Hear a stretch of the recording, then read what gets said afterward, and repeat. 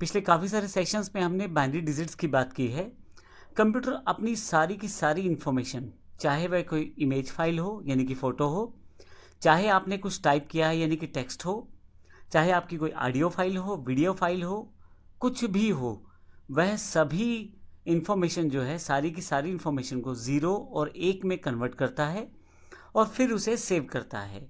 ये जानकारी हमने पिछले सेशंस में भी ली थी।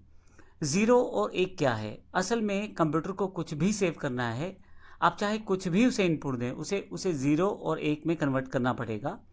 0 1 अंक का प्रयोग करने से उसके पास एक कॉम्बिनेशन तैयार हो जाएगा, जिसमें कुछ अंकों में 0 ज़्यादा रहती है, कुछ में 1 ज़्यादा रहता है, यानी कि इन दो अंकों का ही मिश्रण रहता है। ऐसी जो सीरीज़ बनती है उसे बाइनरी डिजिट्स कहते हैं, यानी कि बिट्स कहते हैं। बाइनरी डिजिट्स का प्रयोग कंप्यूटर अपने लिए करता है, सारी चीज़ों को समझता है, जो आप इसको इनपुट देते हैं उसे फाइनली बाइनरी डिजिट्स में कन्वर्ट किया जाता है, कैलकुलेशन की जाती है बाइनरी डिजिट्स पे, उसको फिर से आपके समझने लायक आउटपुट में कन्वर्ट किया जाता है, फिर आपको ये प्रोवाइड करवा दिया जाता है। तो फाइनली बाइनरी डिजिट्स में ही कंप्यूटर कार्य करता है। और हम इस सेशन में बात करने वाले हैं कि जितने भी मेमोरी डिवाइसेस के बारे में हमने पिछले सेशंस में पढ़ा है, चाहे वह हार्ड डिस्क है, मेमोरी कार्ड है, पेन ड्राइव है, रैम है, इन सब की जो क्षमता है स्टोर करने की, उसको हम कैसे माप सकते हैं, उसके लिए हम मेमोरी यूनिट्स का इस्तेमाल करते हैं। मेमोरी यूनिट्स में बेसिकली इन्हीं बाइनरी डिजिट्स से मिलकर यूनिट्स बनाई जाती हैं, जिससे हम ये जानकारी प्राप्त कर पाते हैं कि कोई कार्ड या कोई पेन ड्राइव या कोई हार्ड डिस्क कितना डेटा आपका स्टोर कर सकते हैं। इसमें कुछ इंपॉर्टेंट टर्म्स हैं, उसकी जानकारी मैं आपको दे दूं। सबसे पहले निबल।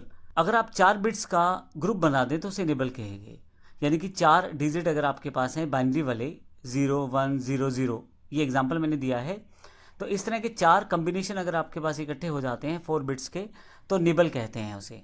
इस तरह के अगर आप 8 बिट्स इकट्ठे कर दें तो उसे हम बाइट कहते हैं। वर्ड एक टर्म है जिसमें कोई कंप्यूटर किसी चीज़ को स्टोर करता है। इसमें 8 बिट्स से लेकर 96 बिट्स तक प्रयोग की जा सकती है।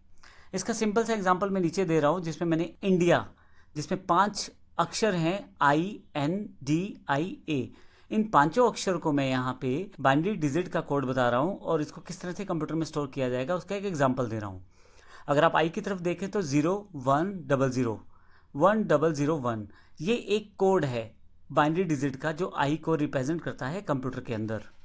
इसी तरह से यदि मैं एन की बात करूं तो 0 1 0 0 1 1 1 1, ये 8 बिट्स का कोड है जो एन को डिफाइन करता है कंप्यूटर के भीतर, यानी कि ये एक बाइट है। एन को डिफाइन करने के लिए हमने इस बाइट का प्रयोग किया है क्योंकि इसमें 8 बाइनरी डिजिट्स हैं। इसी तरह से अगला जो बाइट है डी के लिए, जिसमें फिर से 8 बाइनरी डिजिट्स हैं 0 1 0 0 0 1 0 0। फाइनली इसके पश्चात आई के लिए फिर से रिपीट है 0 1 0 0 1 0 0 1, और फाइनली ए के लिए 0 1 0 0 0 0 0 1, तो ये ए के लिए। तो इस तरह से हमने इंडिया वर्ड जो हमारे पास है उसको रिप्रेजेंट किया है बाइनरी फॉर्मेट में। अब यहाँ पे ये 5 बाइट का इस्तेमाल होने वाला है। आई के लिए अलग बाइट है, एन के लिए अलग बाइट है, डी के लिए अलग बाइट है, आई के लिए अलग बाइट है और ए के लिए अलग बाइट है। टोटल 5 बाइट्स का प्रयोग हुआ है, जिसमें आई के लिए अलग बाइट है, एन के लिए अलग बाइट हुआ, DIA के लिए अलग अलग बाइट हुआ, लेकिन टोटल जो 40 बिट्स का यूज़ हुआ है, क्योंकि हर बाइट में हमारे पास 8 बिट्स होती हैं। इसके अलावा मैं ये भी बता दूं, हमारे पास बाइनरी डिजिट्स की जो यूनिट्स रहती हैं या मेमोरी यूनिट्स जो रहती हैं वो ऊपर की तरफ यहाँ दी हुई हैं। अगर हम बात करें तो सिंपल यूनिट जो है वो हमारे पास, जैसे मैंने अभी बताया, 4 बिट्स जो रहते हैं वो निबल कहते हैं उसे, 8 बिट्स को बाइट कहते हैं, लेकिन उसके पश्चात अगर 1024 बाइट इकट्ठे हो जाएं तो उसे 1 किलोबाइट कहते हैं। 1024 किलोबाइट इकट्ठे हो जाएं तो उसे 1 मेगाबाइट कहते हैं। 1024 मेगाबाइट इकट्ठे हो जाएं तो उसे 1 गीगाबाइट कहते हैं।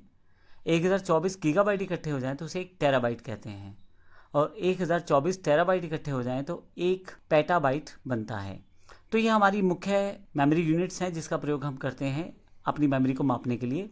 अब मेमोरी स्टोरेज कोई भी प्रयोग कर ले, जैसे एग्जाम्पल के लिए प्राइमरी मेमोरी ले लूँ या मैं सेकेंडरी मेमोरी ले लूँ। प्राइमरी मेमोरी में बेशक रैम है, या सेकेंडरी मेमोरी में जैसे hard disk, memory card, pen drive, DVD इत्यादि, इन सभी की जो मेमोरी यूनिट रहती है वो सेम ही रहती है, अर्थात हर चीज़ जो है बिट्स और बाइट्स में ही सेव की जाती है। तो इस तरह से हम मेमोरी यूनिट्स का प्रयोग करके एक मेमोरी डिवाइस की क्षमता को भी जान सकते हैं। धन्यवाद।